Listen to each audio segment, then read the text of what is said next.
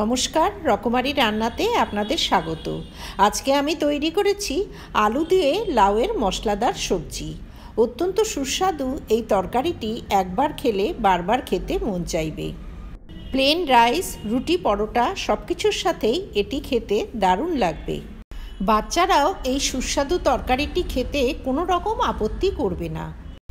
লাউয়ের তরকারিটি বানাবার জন্য এখানে নিয়ে নিয়েছি লম্বাটে আকারের একটি লাউয়ের আধখানা অংশ, আর আছে একটা আলু, একখানা পেঁয়াজ, একটা টমেটো, 3টে কাঁচা লঙ্কা আর এক মুঠো ধনেপাতা। লাউটাকে নিজেদের পছন্দ অনুযায়ী যে কোনো রকম শেপেই কেটে নেওয়া যেতে পারে, তবে এই রেসিপির জন্য লাউটা একটু কচি হলেই তরকারির স্বাদ বেশি ভালো হবে।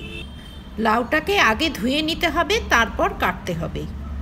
এখানে প্রায় 500 গ্রাম লাউ হবে। লাউটাকে এরকম বড় বড় টুকরো করে কেটে নিয়েছি। বেশি ছোট করে কাটলে লাউটা সেদ্ধ করার সময় গলে যেতে পারে। আলুটাকে কেটে জলে ভিজিয়ে রেখে দিয়েছি, এতে আলুটা কালো হবে না। আলুটাকে যদি কাটার সঙ্গে সঙ্গে রান্না করা হয় তবে জলে ভিজিয়ে না রাখলেও চলে। এখানে আলুটা লাউয়ের থেকে একটু ছোট করে কেটে নিয়েছি। এবার লাউগুলো প্রেসার কুকারে দিয়ে হাই হিটে একটা সিটি দিয়ে নেব।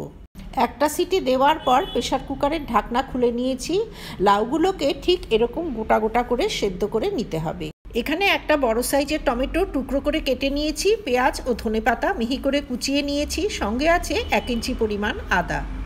গ্যাসে কড়াই বসিয়ে দিয়ে দিলাম পর্যাপ্ত পরিমাণে সর্ষের তেল। যে কোনো তেলেই এই রান্নাটি করা যাবে, তবে সর্ষের তেলে রান্না করলে তরকারির কালার খুব সুন্দর আসবে আর তরকারিটা খেতেও খুব সুস্বাদু হবে। অ্যাড করে দিলাম আধা চামচ হিং। হিঙে খুব একটা সুগন্ধ না থাকায় একটু বেশি পরিমাণেই অ্যাড করতে হলো। ভালো কোয়ালিটির হিং হলে 1 পিঞ্চ অ্যাড করে দিলেই যথেষ্ট। 2-1 সেকেন্ড ফোড়নটা ভেজে নিলাম। এরপরেতে অ্যাড করে দিলাম কুচনো পেঁয়াজ। গ্যাসের ফ্লেম হাই করে দিয়ে হাই ফ্লেমে পেঁয়াজটা কিছুক্ষণ ভেজে নেব।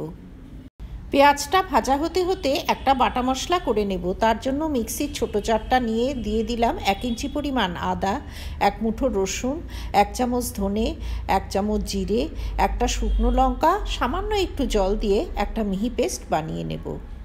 এবার এই পেস্টটা ভাজা পেঁয়াজের মধ্যে ঢেলে দিলাম। গ্যাসের ফ্লেম স্লো করে দিয়ে সমস্ত মশলা বেশ কিছুটা সময় ধরে কষিয়ে নেব। মিক্সি জারটা ধুয়ে সামান্য জল অ্যাড করে দিয়ে গ্যাসের ফ্লেমটা এবারে হাই করে দিতে হবে।